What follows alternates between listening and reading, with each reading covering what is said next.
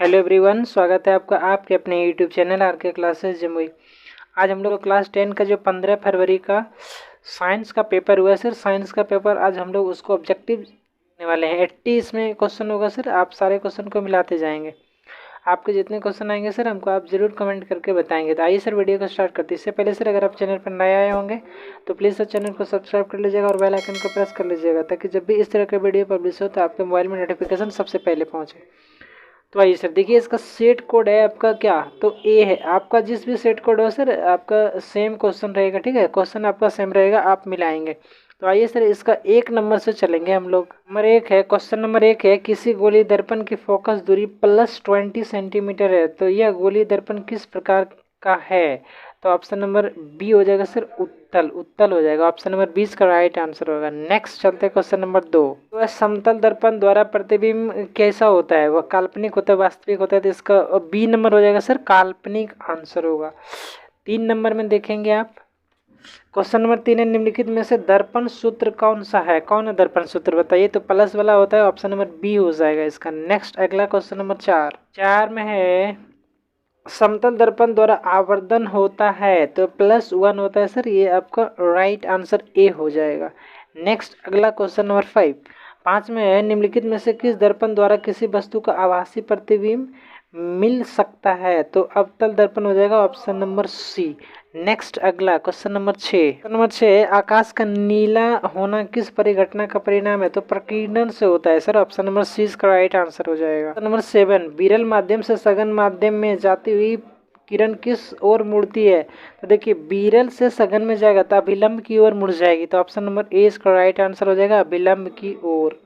Question number 8 है, निम्नलिखित में से किस लेंस की फोकस दूरी धनात्मक होती है, तो उत्तल लेंस की फोकस दूरी धनात्मक होती है। नेक्स्ट अगला, सघन माध्यम से विरल माध्यम में गमन करने वाली आपतन कोण और अपवर्तन कोण में क्या संबंध है, तो आई हमेशा बड़ा होता है, मतलब कि आपतन कोण हमेशा बड़ा होगा अपवर्तन कोण से, ऑप्शन नंबर ए इसका राइट आंसर होगा।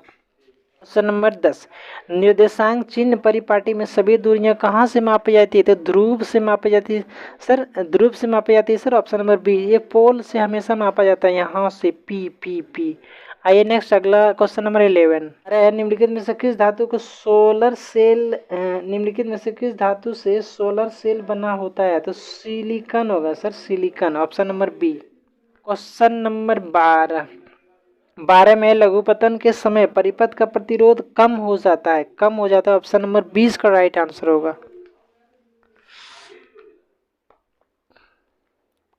नेक्स्ट है क्वेश्चन नंबर 13, 100 वाट और 220 वोल्ट के एक बल्ब के आड़े 100 वोल्ट विभवांतर आरोपित करने पर प्रवाहित विद्युत धारा होगी, ये न्यूमेरिकल सर आप बना लेंगे। इसका आंसर हो जाएगा 5/11।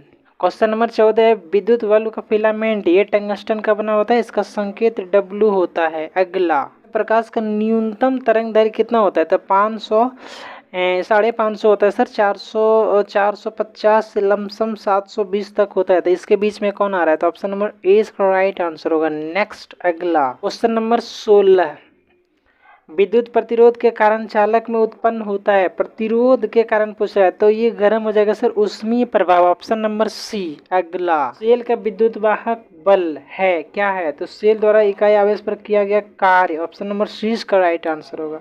अगला क्वेश्चन नंबर 18, पारिस्थितिक तंत्र में ऊर्जा का प्रवाह होता है एक दिशीय सर, ऑप्शन नंबर ए। अगला से आवेश का एसआई मात्रक क्या होता है, तो कूलम्ब सर, सी, ऑप्शन नंबर बी हो जाएगा। 20 आप देखेंगे, दूरदृष्टि वाले नेत्र साफ साफ देख सकता है, कौन हो जाएगा, तो आप याद रखेंगे कि देखिए आपको ऐसे आप याद रखेंगे कि जो आपका दोष होगा, मतलब कि निकट दृष्टि दोष होगा, तो निकट वाले वस्तुएं आपको दिखाई देंगे और दूर का दिखाई नहीं देगा। ऐसे दूर दृष्टि दोष हुआ तो आपको दूर की चीज़ें दिखाई देंगे लेकिन नज़दीक का चीज़ दिखाई नहीं देंगे, तो कौन होगा, ऑप्शन नंबर 20 का राइट आंसर हो जाएगा, मतलब कि दूर दृष्टि दोष में दूर की वस्तुएं दिखाई देंगी। 21 है, निम्नलिखित में से कौन सा ऊर्जा स्रोत सौर ऊर्जा का व्युत्पन्न नहीं है, ऑप्शन नंबर इसका हो जाएगा डी, नाभिकीय ऊर्जा से। विद्युत धारा के चुंबकीय प्रभाव की खोज किसने किया था, तो ऑर्स्टेड ने, ऑप्शन नंबर डी इसका राइट आंसर होगा। क्वेश्चन नंबर 23 आप देखेंगे चिन्हों के निर्देशांक परिपाटी में धनात्मक फोकस दूरी होती है तो उत्तल लेंस की ऑप्शन नंबर ए इसका राइट आंसर हो जाएगा उत्तल लेंस। इसमें आप देखेंगे निम्नलिखित में से किस कारण से सामान्य नमक का जलीय घोल विद्युत का सुचालक होता है तो ऋणात्मक गति के कारण ऑप्शन नंबर ए हो जाएगा सर ऋणावेश की गति होने के कारण। धोबिया सोडा का सूत्र क्या होता है तो Na2CO3 10H2 ऑप्शन नंबर 20 का राइट आंसर होगा। क्वेश्चन नंबर 26 है निम्नलिखित में से कौन अधातु है अधातु है तो फास्फोरस हो जाएगा सर 15 होता है फास्फोरस का तो 2 8 और 5 हो जाएगा तो 3 इसमें लेगा ये ऑप्शन नंबर 20 का राइट आंसर होगा। 27 में कैल्शियम की परमाणु संख्या कितना होता है तो 20 कैल्शियम Ca इसका संकेत होता है परमाणु संख्या 20 परमाणु द्रव्यमान 40। मेंडलीव के आवर्त सारणी में वर्गों की संख्या पूछा है तो 9 हो जाएगा 9 29। क्वेश्चन नंबर 29 है जिप्सम का रासायनिक सूत्र ये नहीं होगा ऑप्शन नंबर डी हो जाएगा सर CaS4 2H2O होता है। नेक्स्ट अगला क्वेश्चन नंबर 30। वीडियो को लाइक कर देंगे सर अगर मेरा मेहनत अच्छा लग रहा है तो इसको एक लाइक करके हमको आप मोटिवेट जरूर करेंगे। आइए क्वेश्चन नंबर 30 है बोरॉन का परमाणु भार कितना होता है तो बोरॉन का परमाणु संख्या होता है 5 और 5 2 10 11 हो जाएगा सर ऑप्शन नंबर 20 का राइट आंसर हो जाएगा। 10.81 लमसम होता है तो इसको आप 11 मान सकते हैं। कैलामाइन निम्नलिखित में से किस धातु का अयस्क है तो कैलामाइन जिंक का अयस्क है ऑप्शन नंबर ए इसका राइट आंसर होगा। 32 अमोनिया के एक अणु में नाइट्रोजन व हाइड्रोजन के परमाणुओं का अनुपात क्या होता है तो NH3 होता है तो नाइट्रोजन 1 और हाइड्रोजन 3 1:3 हो जाएगा सर ऑप्शन नंबर 20 का राइट आंसर होगा। 33 में किस pH मान वाला विलयन सबसे क्षारीय होता है मतलब कि ये हो जाएगा सी ऑप्शन नंबर सी हो जाएगा सर ये 7 से आप इधर जाएंगे मतलब कि ये प्लस जाएंगे तो ये होगा क्षार बेस होगा और आप इधर में आएंगे 65 मतलब 40 तक आएंगे एसिड इधर होगा एसिड इधर होगा बेस तो आपका बोल रहा है कि क्षारीय होगा तो 7 से कौन ज़्यादा है तो यहाँ 11 ऑप्शन नंबर सी का राइट आंसर होगा। 34 चूना जल का रासायनिक नाम क्या है चूना जल पूछा था कैल्शियम हाइड्रोक्साइड CaOH का होल 2 होता है ऑप्शन नंबर 20 का राइट आंसर होगा। निम्नलिखित में से सोडा एस का सूत्र है तो Na2CO3 ऑप्शन नंबर 20 का राइट आंसर होगा ये नहीं होगा। इसमें निम्नलिखित में से कौन ग्लोबल लवण है तो Na2CO3 10H2O option number A इसका राइट आंसर हो जाएगा 36 का ए हो जाएगा। 39 निम्नलिखित में से संश्लेषित सूचक है मतलब कि लिटमस हो जाएगा प्राकृतिक या संश्लेषित आप बोल सकते हैं लिटमस पत्र होगा ऑप्शन नंबर 4 इसका राइट आंसर हो जाएगा ऑप्शन नंबर डी। निम्नलिखित में से कौन सा पदार्थ बिना ज्वाला के जलता है तो कोयला हो जाएगा ये नहीं होगा कोयला बिना ज्वाला के जलता है। उपचयन में 39 है उपचयन में निम्नलिखित में से क्या होता है तो हाइड्रोजन का वियोग ऑक्सीजन का योग होता है ऑप्शन नंबर सी का राइट आंसर होगा 40 बी। जल के विद्युत अपघटन में कैथोड पर कौन सा गैस होता है तो हाइड्रोजन होगा सर कैथोड पर हमेशा हाइड्रोजन गैस मुक्त होता है मतलब निकलता है। 41 निम्नलिखित में से कौन सी अधातु विद्युत का सुचालक होता है तो ग्रेफाइट हमेशा विद्युत का सुचालक होता है। सक्रिय श्रेणी में निम्नलिखित में से कौन सबसे अधिक क्रियाशील धातु है तो सोडियम सबसे अधिक क्रियाशील धातु है इसको हमेशा केरोसिन में रखा जाता है केरोसिन में इसको डुबोकर रखा जाता है ठीक है। अगला 3 है शुद्ध सोना कितने कैरेट का होता है तो 24 कैरेट का होता है ऑप्शन नंबर सी का राइट आंसर हो जाएगा।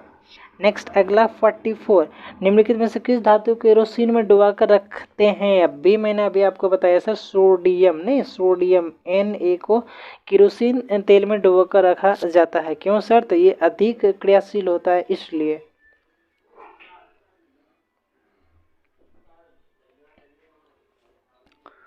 क्वेश्चन नंबर 45 अम्ल के जलीय विलयन में निम्नलिखित में से कौन उत्पन्न होता है अम्ल बोला है तो H+ होगा सर ऑप्शन नंबर 20 का राइट आंसर हो जाएगा। अगर क्षार बोलता तो OH- होता एसिड बोला है इसलिए होगा H+। अगला क्वेश्चन नंबर 46 निम्नलिखित में से कौन सबसे सबल अम्ल है मतलब हाइड्रोक्लोरिक अम्ल हो जाएगा सर ये नहीं होगा ठीक है हाइड्रोक्लोरिक अम्ल सबसे प्रबल या सबल जो आप बोल लीजिए ये अम्ल है। नेक्स्ट अगला 47 शुद्ध जल पीएच मान होता है, कितना होता है? शुद्ध जल का पीएच मान कितना होता है? 7 होता है। मतलब वर्षा जल जो होता है वो शुद्ध होता है, तो उसका पीएच मान कितना हो जाएगा? 7 हो जाएगा। शुद्ध जल पूछे या वर्षा जल पूछे, आपका आंसर 7 होगा। 48 निम्नलिखित में से कौन सा पदार्थ जलीय विलयन नीले लिटमस पत्र को लाल करता है? लाल करेगा अम्ल और लाल को नीला करेगा भस्म। समझे? आप इसको जरूर याद रखेंगे। 49 पेंटेन जिसका अनुसूत्र C5H12 है कि कितने संरचना समावेशी संभव है? तो ऑप्शन नंबर ए हो जाएगा सर 5। अगला कार्बन क्वेश्चन नंबर 50 है, कार्बन आवर्त सारणी के किस वर्ग का सदस्य है? तो आप सही मारे, ऑप्शन नंबर डी इसका राइट आंसर होगा। 51 है, घेंघा रोग पनपता है किसके कमी से? तो आयोडीन की कमी से घेंघा रोग हो जाता है और ये पहाड़ी क्षेत्रों में सबसे ज्यादा देखने को मिलता है। क्वेश्चन नंबर 52 है, रंध्र मुख्यतः पाए जाते हैं कहाँ पाए जाते हैं? तो पत्तियों में सर। इसके द्वारा प्रकाश संश्लेषण होता है या गैसों का आदान प्रदान होता है। अगला नंबर 53 रक्तचाप मापने के उपकरण को क्या कहा जाता है? तो सिर्फ मैनोमीटर, ऑप्शन नंबर डी इसका राइट आंसर होगा। नेक्स्ट अगला क्वेश्चन नंबर 54 में है, परागकोश में क्या पाया जाता है? तो आप सही मारे सर, परागकण पाया जाता है। किसमें? तो परागकोश में क्या पाया जाता है? परागकण। अगला लसिका क्वेश्चन नंबर 55 है, लसिका का रंग कैसा होता है? तो हल्का पीला, ऑप्शन नंबर डी इसका राइट आंसर होगा। ये मुख्यतः रंगहीन होता है, लेकिन रंगहीन इसमें नहीं दिया गया है। रंगहीन आप इसमें रंगीन नहीं दिया गया, तो हल्का पीला इसका राइट आंसर होगा। 56 निम्नलिखित में कौन एक जैव अनिम्नीकरण पदार्थ है? तो डीडीटी ये ऑप्शन नंबर डी इसका राइट आंसर हो जाएगा। अगला 57 क्वेश्चन नंबर 57 है, जैव आवर्धन प्रदर्शित करने वाला रसायन है कौन है? 57 का आंसर आप बताएंगे, तो ऑप्शन नंबर बी हो जाएगा सर डीडीटी। नेक्स्ट अगला 58 है, रंध्र का मुख्य कार्य क्या है? रंध्र का मुख्य कार्य आपसे पूछा था गैसों का विनिमय एवं बाष्पोत्सर्जन, ऑप्शन नंबर 20 का राइट आंसर हो जाएगा। आप सही मारे थे। 59 में है, क्वेश्चन नंबर 59 वायुमंडल में कार्बन डाइऑक्साइड का परसेंटेज पूछा है, तो ऑप्शन नंबर बी मतलब 0.03% पाया जाता है। अगला 60 में है, पौधों के उत्सर्जी पदार्थ हैं, क्या है उत्सर्जी पदार्थ? तो सभी हो जाएगा सर। टैनिन भी ये पौधा से मिलता है, गोंद भी पौधा से मिलता है और रेनिन भी पौधा से मिलता है। मतलब उत्सर्जी पदार्थ मतलब कि पौधे से निकलता है, तो सभी निकलता है। नेक्स्ट अगला क्वेश्चन नंबर 61 है, डायलिसिस मशीन द्वारा रक्त का शुद्धिकरण की प्रक्रिया कहलाती है, क्या कहलाती है? तो डायलाइसेट कहलाती है। ऑप्शन नंबर ए इसका राइट आंसर हो जाएगा। ऐसे डायलिसिस कहलाती है, लेकिन ये आपको बदल के दिया गया, तो यही होगा ऑप्शन नंबर डायलिसिट। क्वेश्चन नंबर 62 है, निम्नलिखित में से गुरुत्वाकर्षण का उदाहरण है? तो जड़ की गति नहीं, जड़ की गति, ऑप्शन नंबर 20 का राइट आंसर होगा। नेक्स्ट अगला क्वेश्चन नंबर 63 में पूर्ण विकसित अंडा कहलाता है, तो ये नहीं होगा, फल विकसित अंडा कहलाता है, फल। ए ऑप्शन इसका राइट आंसर होगा। अगला लैंगिक जनन संचालित रोग है एड्स, ये 65 में है, निम्नलिखित में से कौन परागकोश में पाया जाता है? तो परागकण, ये रिपीट है सर, ऑप्शन नंबर 20 का राइट आंसर होगा। अगला नंबर 66 है, निम्नलिखित में से कौन पादप हार्मोन नहीं है? ऑक्सीन ये पादप हार्मोन है, एथिलीन ये पादप हार्मोन है, साइटोकाइनिन ये पादप हार्मोन है, लेकिन ऑक्सीटोसिन ये पादप हार्मोन नहीं है, ये महिला हार्मोन है, मतलब कि ये मानव हार्मोन है। ऑप्शन नंबर 20 का राइट आंसर होगा। 60 हो जाएगा, अलैंगिक जनन विधि है, तो बीजाणु जनन, मतलब ऑप्शन नंबर डी का राइट आंसर हो जाएगा सभी। मेंडल ने अपने प्रयोग के लिए किस पौधे का चयन किया था? मटर के पौधे का चयन किया था, ऑप्शन नंबर ए इसका राइट आंसर हो जाएगा। 69 में आप देखेंगे, निम्नलिखित में से किसको जीव विज्ञान का पिता? तो अरस्तु सर, जीव विज्ञान का पिता कौन कहलाता है? तो अरस्तु कहलाता है। मच्छर भागो न तू, अरस्तु कहलाता है। मानव युग में लिंग गुणसूत्रों की संख्या कितनी होती है? तो ऑप्शन नंबर बी मतलब 2 होती है। अगला क्वेश्चन नंबर 71 है, प्रकाश संश्लेषण की प्रकाश अभिक्रिया होती है, किसमें होती है? तो क्लोरोप्लास्ट का स्ट्रोमा भाग में, ऑप्शन नंबर ए इसका राइट आंसर हो जाएगा। में है, गुर्दे में उत्पादित मूत्र अस्थायी रूप से संग्रहित होता है, किसमें होता है मूत्र? तो मूत्राशय में ये संग्रहित होता है, गुर्दा से उत्पन्न लेता है और ये मूत्राशय में जा करके ये संग्रहित होता है। ऑक्सीजन के परिवहन के लिए जिम्मेदार रक्त का घटक है तो RBC, red blood कॉर्पल्स, option number A इसका राइट आंसर होगा।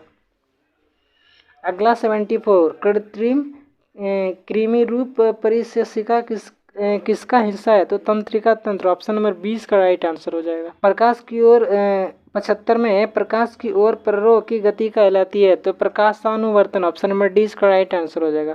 अगला 76 में आप देखेंगे किससे बचने के लिए आयोडीन युक्त नमक का प्रयोग की सलाह दी जाती है तो घेंघा। 77 है, मनुष्य में कपाल तंत्रिका की संख्या कितनी होती है तो 24 होती है सर। यहाँ पे जोड़ा पूछा है तो 12 जोड़ी होगा, मतलब कि 24 होगा। अगर सिंपल रहता तो 24 होगा, अगर जोड़ी पूछा है तो 12 जोड़ी होगा 24 में।